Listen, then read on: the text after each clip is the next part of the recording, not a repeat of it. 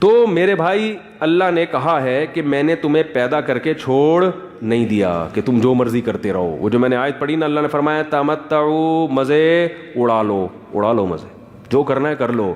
فإن مصيركم إلى النار, آنا کہاں ہے؟ جہنم کی آگ کی. چھوڑوں گا نہیں میں. دنیا میں کوئی قانون ایسا نہیں ہے کہ آپ قانون کی دھجیاں اڑاتے رہیں اور حکومت آپ کو چھوڑتی رہے. اگر حکومت چھوڑتی ہے تو وہ کرپٹ حکومت ہے, جبکہ اللہ عدل کرنے والا بادشاہ ہے. اللہ نے قرآن میں کہہ دیا ام نجعل المتقین کالفجار, کیا ایسا ممکن ہے کہ جو تقوی والی زندگی اختیار کرتے ہیں ان کو اور جو تقوی والی زندگی اختیار نہیں کرتے دونوں کو ایک جیسا ٹھکانہ دے دوں؟ کیا یہ ممکن ہے؟ یعنی اللہ پر تو یہ الزام ہوگا نا. ایک عورت پردہ کر رہی ہے, حیا کے مطابق زندگی گزار رہی ہے, اپنے شوہر سے وفا کر رہی ہے, اس کے حقوق ادا کر رہی ہے, بچوں کی تربیت کر رہی ہے, وقت پہ نماز پڑھ رہی ہے, جو بھی اللہ نے اس کو حکام دیے اس کو فالو کر رہی ہے. ایک مرد ہے, وہ چہرہ بھی نبی صلی اللہ علیہ وسلم کی صورت کے مطابق رکھتا ہے, وہ رشوت سے بھی بچتا ہے, وہ اپنے گھر والوں کے حقوق بھی ادا کر رہا ہے, وہ والدین کی ذمہ داریاں بھی پوری کر رہا ہے, وہ جھوٹ سے بھی بچتا ہے. ایک تو یہ ہے, مرنے کے بعد یہ بھی مٹی ہو جائے اور چور, اچکے, چرسی, ہیروئن چیٹ, قاتل, ڈاکو, وہ بھی مرنے کے بعد, بولو نا بھائی, زنا کرنے والے, وہ بھی مٹی ہو جائیں. تو اللہ فرماتے ہیں اگر مٹی کر کے ختم کرنا ہے تو یہ مجھ پر الزام ہے کہ میں نیک بننے والے کو کوئی اجر نہیں دے رہا اور برائی کرنے والے کو سزا نہیں دے رہا. تو پھر نیک بننے والا نیک کیوں بنے؟ کیا کہ اللہ جب دیکھو, اگر آپ کو ایم اے کے پیپر دینے, آپ نے ماسٹر کرنا ہے کسی میں اور آپ محنت کر رہے ہو, لیکن کسی نے آپ کے کان میں آ کے بتا دیا کہ حکومت نے اعلان کیا ہے کہ ایم اے اسلامیات یا ایم اے انگلش یا کوئی بھی جو ہے نا ماسٹر جب آپ کرو گے تو حکومت نے یہ کلاس ہی ختم کر دی ہے.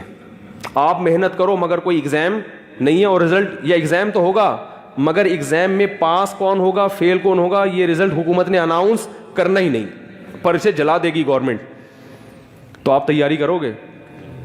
بولے کہ بھائی یہ امتحان ہی نہیں ہے, یا امتحان تو ہے لیکن رزلٹ ہی اناؤنس نہیں ہوگا, تو میں پاگل ہوں جو میں اتنی محنت کروں, ہے بھائی.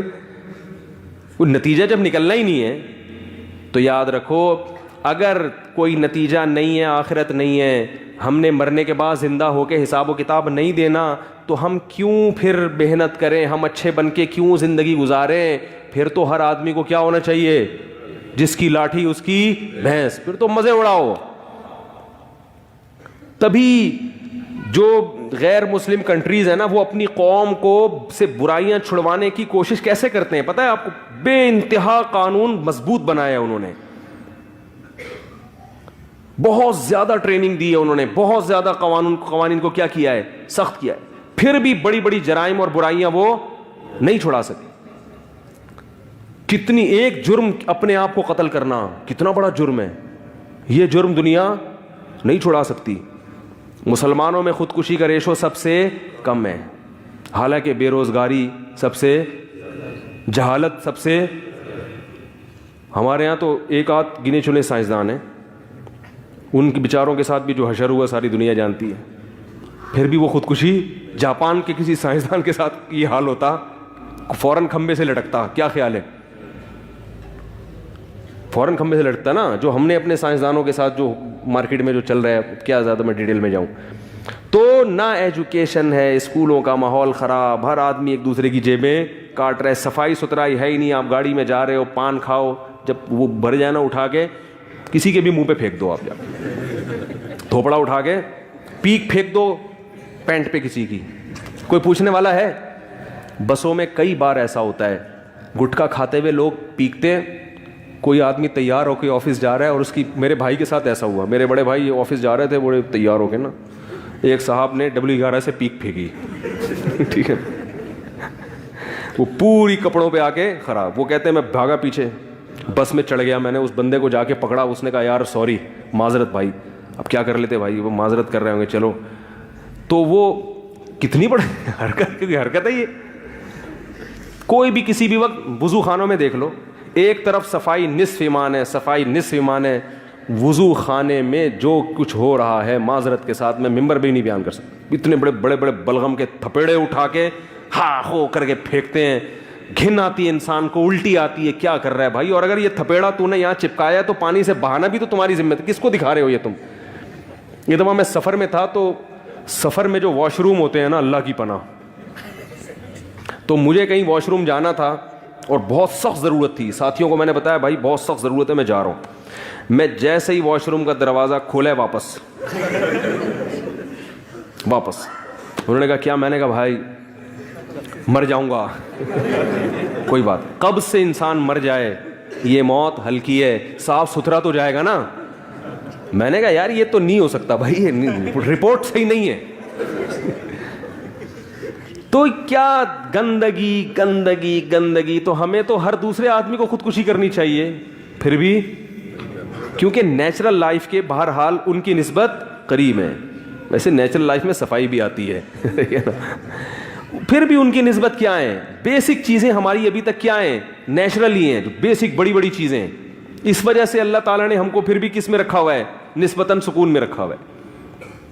تو اللہ نے قرآن میں فرمایا ان الذین یخشون ربہم بالغیب, اپنے رب کو بغیر دیکھے ڈرو, اور جو وہ کہہ رہا ہے کرو, ورنہ آخرت میں سزا ملے گی. اور اللہ نے تسلی بھی دی کہ اگر بن دیکھے ڈرے اور میری اطاعت کی تو ایسا نوازوں گا. بل یداہ مبسوطتان, اللہ جواد اور کریم ہے, وہ شکور ہے, تھوڑے پر بہت زیادہ دیتا ہے.